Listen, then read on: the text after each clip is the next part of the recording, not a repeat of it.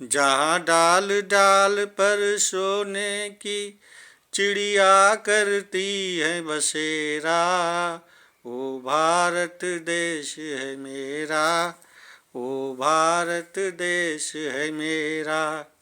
जहाँ सत्य अहिंसा और धर्म का पग पग लगता डेरा, ओ भारत देश है मेरा, ओ भारत देश है मेरा। जहाँ डाल डाल पर सोने की चिड़िया करती है बसेरा, ओ भारत देश है मेरा, ओ भारत देश है मेरा। जय हिंद। हेलो एवरीवन, हेलो, कैसे हैं आप सब लोग, मेरे दोस्त, मेरे विद्यार्थियों, मेरे भाइयों। आज बहुत ही पुण्य अवसर है और आज 22 जनवरी है और अयोध्या में राम मंदिर की प्राण प्रतिष्ठा हो रही है। बहुत ही खुशी का दिन है कि हम आज 500 साल में जो नहीं कर पाए, जो नहीं देख पाए, बहुत बड़े रक्तपात के बाद भी जिस चीज़ को हम नहीं देख पाए वह आज देख रहे हैं। इसी के साथ जय हिंद दोस्तों। मैं आपको बताता हूँ कि कैसे मेरा भारत देश सोने की चिड़िया था। जहाँ डाल डाल पर सोने की चिड़िया करती है बसेरा, वो भारत देश है मेरा, वो भारत देश है मेरा। तो बात सही है, 100% सही है। अब के लोगों से पूछा जाएगा कि भारत कैसे सोने की चिड़िया है, भारत को कैसे सोने की चिड़िया माना जाएगा, तो ये कहेंगे कि अरे भारत की सोने की चिड़िया थोड़े था, अरे भारत तो समृद्ध था, धनवान था, पैसा वाला था, इसलिए भारत सोने की चिड़िया था। लेकिन नहीं, भारत में इतना धन था कि भारत सोने की चिड़िया था। हमने सुना था कि द्वारिका जो है सोने की थी, सोमनाथ मंदिर सोने का था। और आपको बता दें कि हमारे देश का व्यापार और वाणिज्य इतना समृद्ध था कि पूरे विश्व के लोग भारत के साथ व्यापार करने के लिए लालायित रहते थे और भारत में स्वर्ण और चांदी की कमी नहीं थी। आपको बता दें कि भारत से गुजरात के जो बंदरगाह हैं और पश्चिमी बंगाल के बंदरगाह हैं, इन दोनों बंदरगाहों पर दक्षिण पूर्वी एशिया के जो भी मसाला द्वीप थे मशहूर, वहाँ से मसाला आता था, कुछ भारत से आता था, गुजरात से सूती कपड़े आते थे, मध्य एशिया से नील आता था, मध्य एशिया से अफीम आता था, नील आता था और सूती और रेशमी कपड़े इन दोनों तटों पर आ करके और बाहर जाते थे, विदेश जाते थे। अरब, मध्य एशिया और यूरोप के विभिन्न देशों में इनकी भारी डिमांड थी। जिनमें जो मसाला है ना, इन मसालों का पूरे विश्व में, भारतीय मसालों का पूरे विश्व में डिमांड था और भारतीय मसालों की गुणवत्ता सबसे श्रेष्ठ थी। जो ये दक्षिण पूर्वी एशिया के जो मसाले थे ये विदेश जाते थे और इनका बहुत महत्व था। आप लोग सोचे होंगे कि मसालों का क्या महत्व है। अरे दक्षिण पूर्वी एशिया में जो मसाला आता था ना, उस मसाले के बदले में दक्षिण पूर्व एशिया और से जो मसाला था, उस मसाले के बदले में यूरोप से, मध्य एशिया से भारत में बुलियन आता था। अब आप समझते होंगे कि ये बुलियन क्या होता है। मेरे भाई, उस समय बुलियन का मतलब होता है सोना और चांदी। और मैंने तो कहीं पढ़ रखा था मुझे याद नहीं आ रहा है थोड़ा सा, कि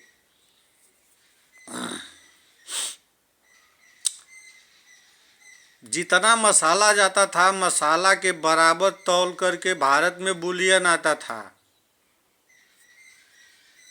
तब आप सोच सकते हैं 10 टन, अगर एक नाव में 10 टन मसाला गया तो 10 टन सोना और चांदी आएगा। 10 टन सोना चांदी आज भारत में अगर कहीं मिल जाए तो तहलका मच जाएगा। लेकिन उस समय ये आम बातें थी, लोगों के घरों में सोना था। लोगों के घरों में जो छोटे मोटे मंदिर हुआ करते रहे होंगे वो सोने के ही बने रहे होंगे। और बाद में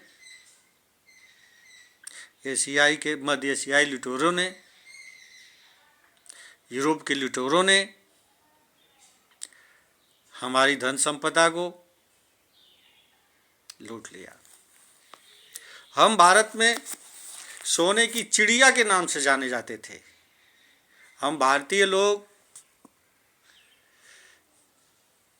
को, हमारे देश को, भारत को लोग सोने की चिड़िया के नाम से जानते थे।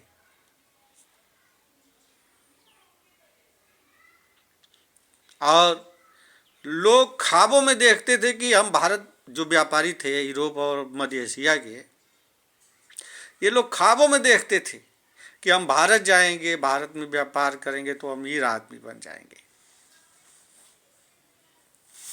और जो अपने भारत, अगर कोई व्यक्ति नाविक बन के चला गया तो अपने को बड़ा भाग्यशाली समझता था।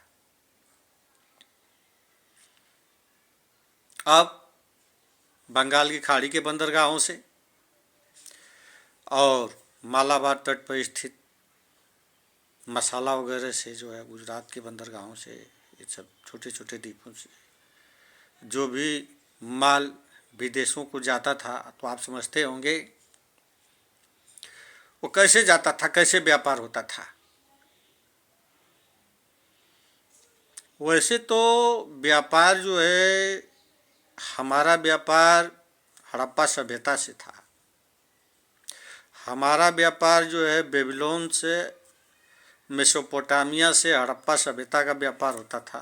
नाव के द्वारा, नदियों के द्वारा होता था, स्थल मार्ग से होता था। लेकिन जैसे जैसे टेक्नोलॉजी बढ़ी, व्यापार व्यवसाय में वृद्धि हुई और हम आगे बढ़े।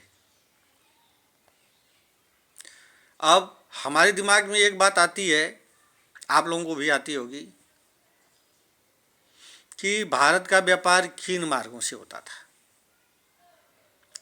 तो भारत से जो व्यापार होता था मध्य एशिया के लिए, यूरोप के लिए, वो 3 मार्गों से होता था। 3 मार्ग हुआ करते थे। पहला मार्ग था, भारत का व्यापार जो है समुद्र से, गुजरात या बंगाल की खाड़ी के रास्ते से, समुद्र के रास्ते से जाता था। और समुद्र के रास्ते से जाने के बाद ये फारस की खाड़ी होते हुए इराक पहुंचता था। इराक जाने के बाद फिर यह जो है इराक और तुर्की के बीच स्थल मार्ग से जाता था। समुद्र का स्थान खत्म हो गया, स्थल मार्ग से जाता था। स्थल मार्ग से जाने के बाद वेनिस और जेनेवा तक माल चला जाता था और वहाँ पर यूरोप तक, ये जो है वेनिस और जेनेवा तक ये रास्ता जाता था। और यहीं से हमारा माल जो है रास्ते में बिक जाता था। वहाँ से बुलियन लद के फिर उसी रास्ते से वापस, ये पहला रास्ता था। दूसरा रास्ता था लाल सागर। लाल सागर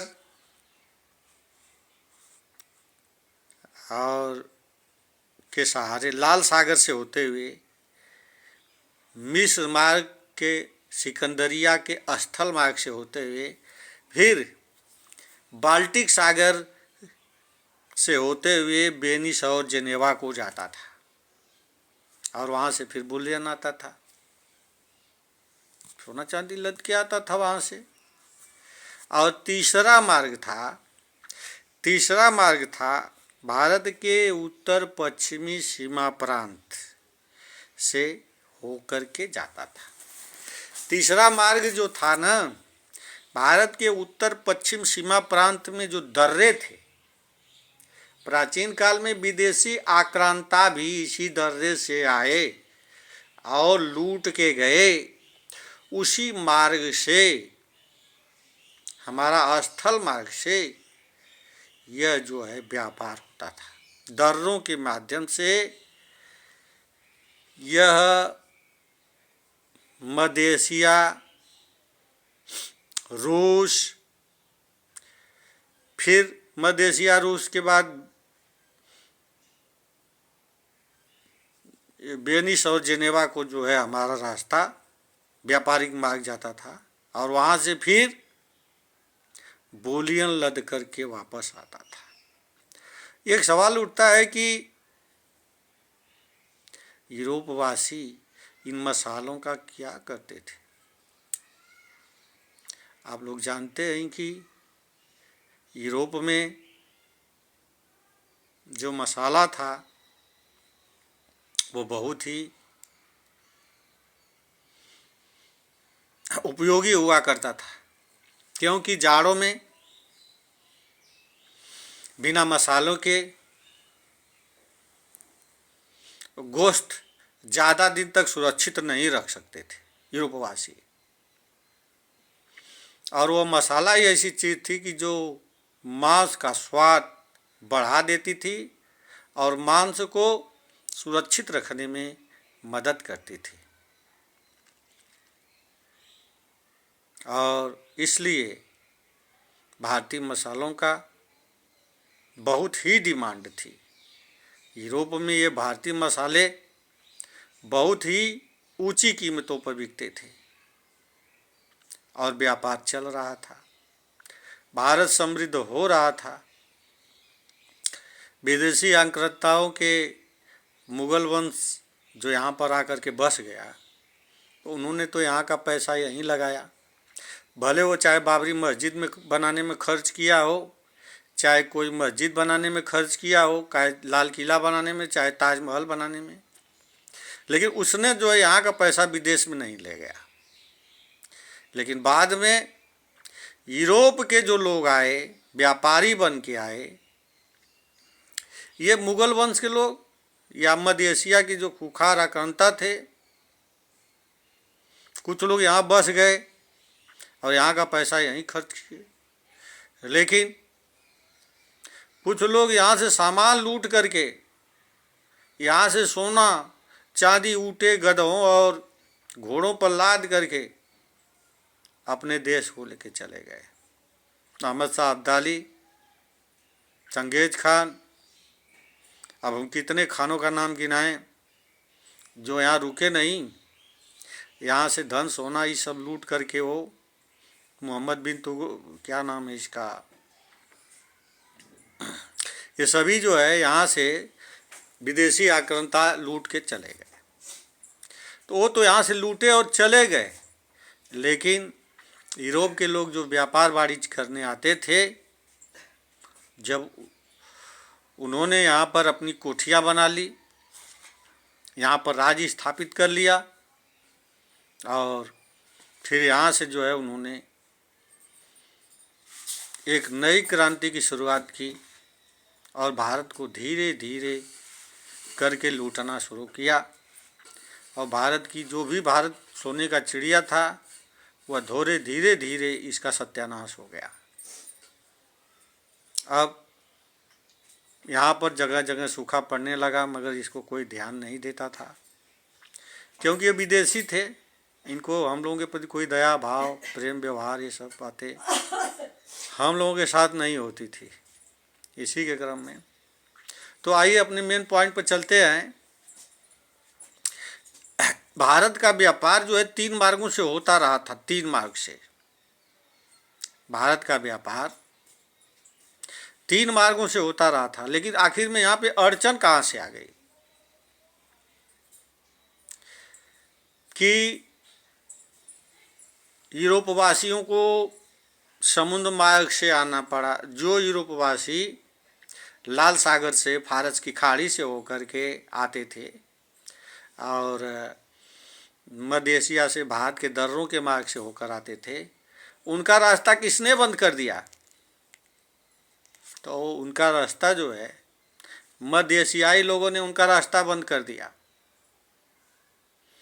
आखिर हुआ क्या कि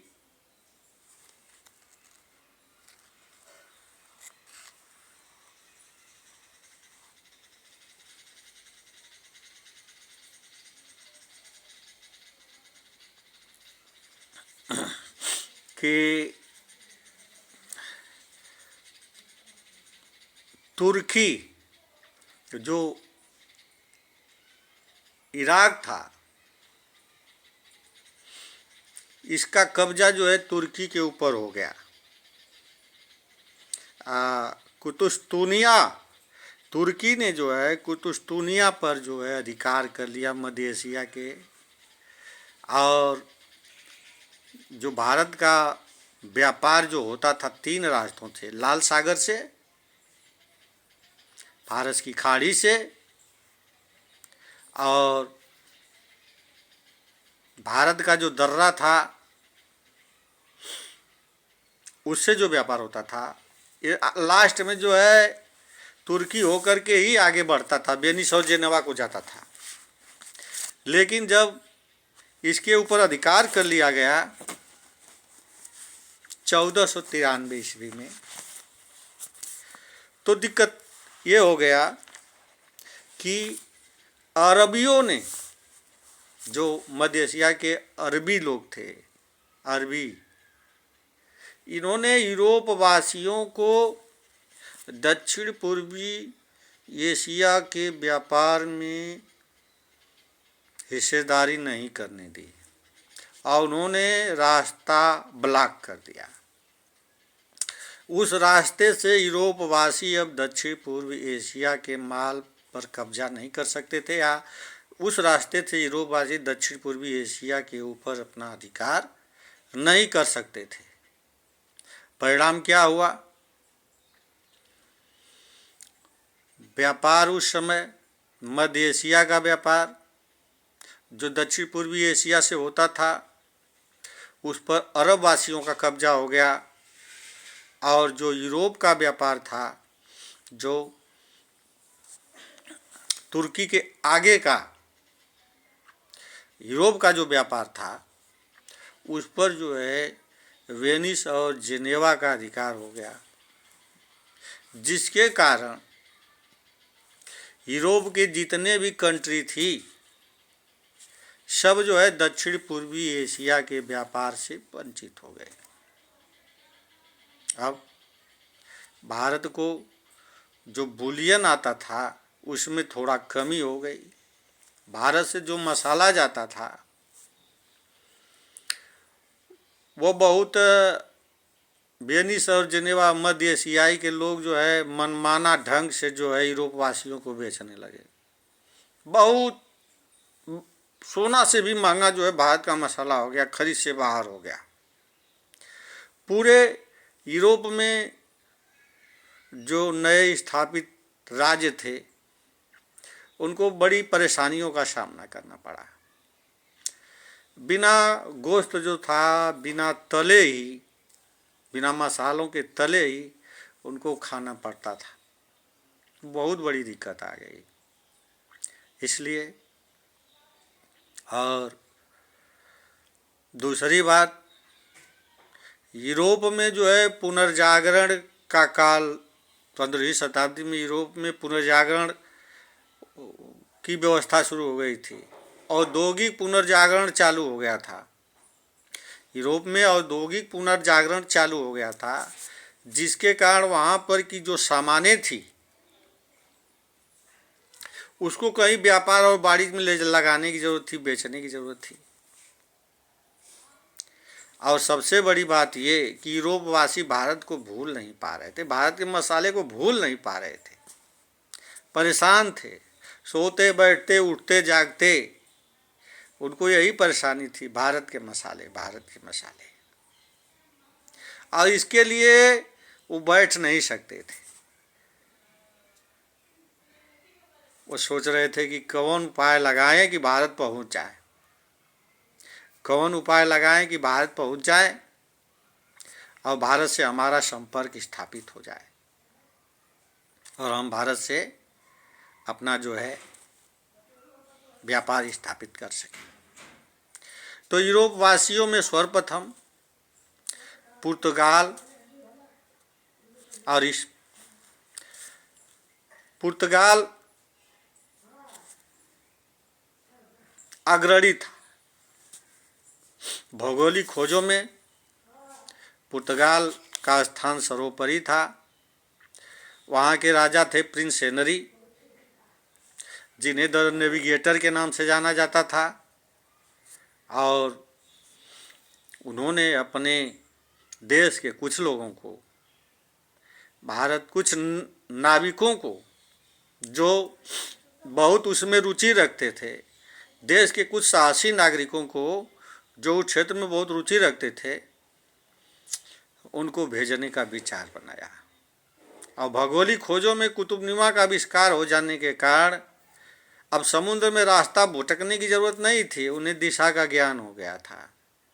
तो ठीक है दोस्तों, चलिए अब अगले वीडियो में हम बताएंगे कि कैसे जो है सबसे पहले पुर्तगाल ने भारत से व्यापार करने के लिए एक नए समुद्री मार्ग की खोज कैसे किया।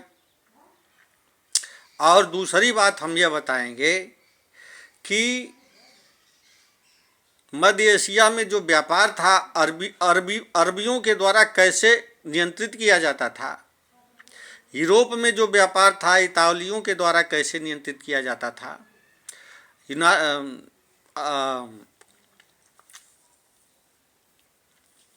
यूरोपियों के द्वारा यूरोप में जो व्यापार है कैसे नियंत्रित किया जाता था।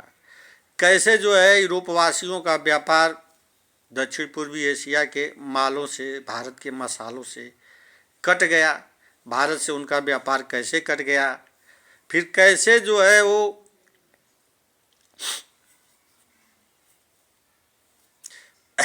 अपने साहस और अथक प्रयास के साथ उन्होंने एक नए समुद्री मार्ग की खोज किया अपना व्यापार और वाणिज्य करने के लिए। पूरे यूरोप का व्यापार और वाणिज्य को प्रतिस्थापित करने के लिए कैसे जो है उन्होंने भारत के नए समुद्री मार्ग की खोज किया, ताकि अरबियों को जो है वो चुनौती दे सके और भारत का जो गरम मसाला है, जो उच्च क्वालिटी का मसाला है, उनके पास पहुँचे और भारतीयों को बुलियन मिले, सोना चांदी की फिर प्राप्ति हो।